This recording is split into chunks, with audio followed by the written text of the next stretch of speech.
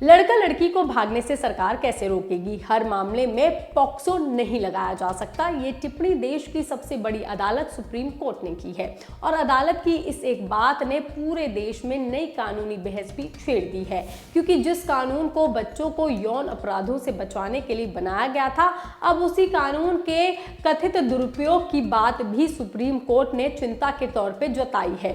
इतना ही नहीं, अदालत ने ये तक कह दिया है कि 15 से 18 साल की उम्र नई चीजें समझने, रिश्तों को जानने की होती है। लेकिन सुप्रीम कोर्ट को ऐसा क्यों कहना पड़ा है? ऐसा कौन सा मामला है जिसकी सुनवाई के दौरान अदालत को इतनी बड़ी टिप्पणी करनी पड़ी है?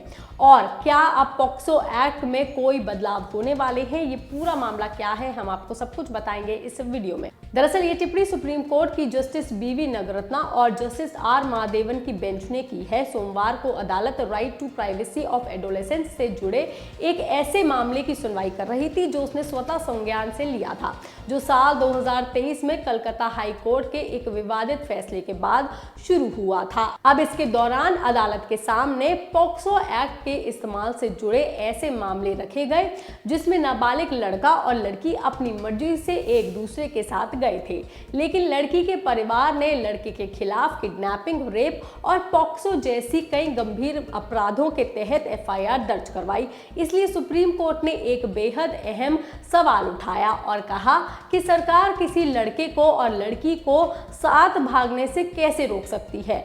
15 से 18 साल की उम्र नई चीजें आजमाने की होती है, रिश्तों को समझने की होती है। ऐसे में हर मामले को अपने आप पॉक्सो केस नहीं माना जा सकता, क्योंकि कई बार जब कोई किशोरी अपनी मर्जी से अपने साथी के साथ चली जाती है तो परिवार सामाजिक बदनामी या फिर इज्जत बचाने के लिए लड़के के खिलाफ पॉक्सो के तहत मुकदमा दर्ज करवा देता है। इसके बाद लड़का सीधे जेल पहुंच जाता है और मुकदमा चलता रहता है।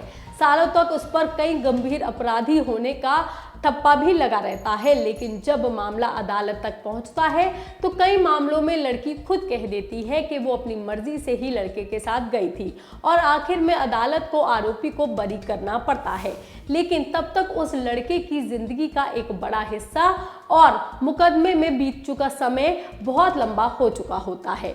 सुप्रीम कोर्ट ने ऐसा इसलिए कहा है क्योंकि जिस मामले की सुनवाई फिलहाल अदालत कर रही है उसमें भी कुछ ऐसा ही हुआ था। दरअसल इस पूरे मामले की शुरुआत साल 2023 में हुई थी, जब कलकत्ता हाई कोर्ट ने एक पॉक्सो केस की सुनवाई के दौरान किशोरियों को रिश्ते में पड़ने की बजाय अपनी यौन इच्छाओं पर नियंत्रण रखने की सलाह दी थी।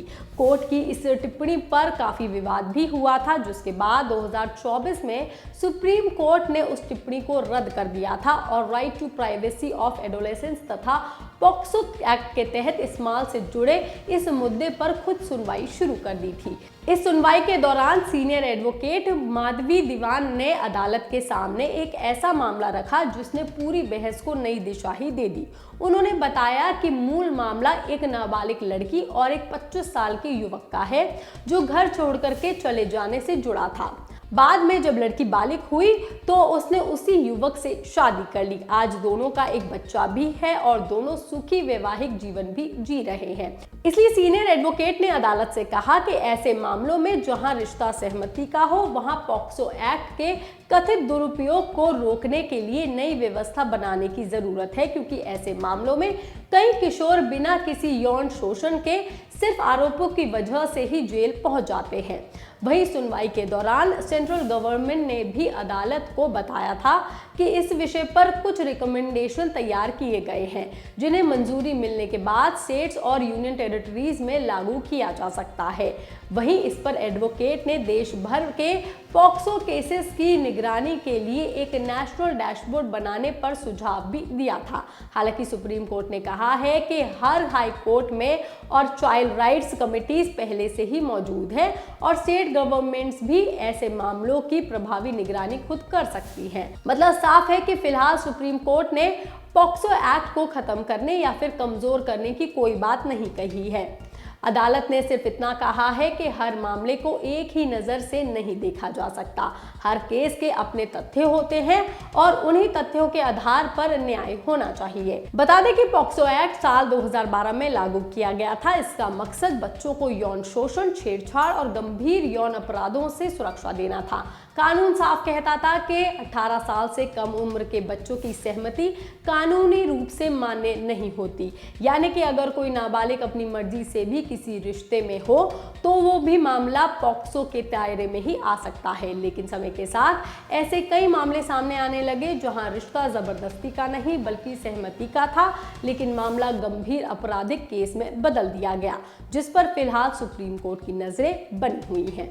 अब इस मामले की अगली सुनवाई 17 जुलाई को होगी और अब 17 जुलाई को सुनवाई में सुप्रीम कोर्ट क्या नई दिशा देता है, क्या कोई नई गाइडलाइन सामने आती है या गवर्नमेंट इस पर कोई बड़ा बदलाव या फैसला लेकर आती है, इस पर पूरे देश की नजरें रहेंगी, क्योंकि ये मामला सिर्फ एक कानून व्यवस्था का नहीं बल्कि बच्चों की सुरक्षा और खासकर कि नाबालिग लड़कियों और लड़कों के अधिकार और न्याय के बीच संतुलन बनाने का भी है। ये खबर, ये जानकारी आपको कैसी लगी, आप हमें कमेंट करके जरूर बताएं। बाकी तमाम खबरों के लिए आप देखते रहिए लोकमत हिंदी।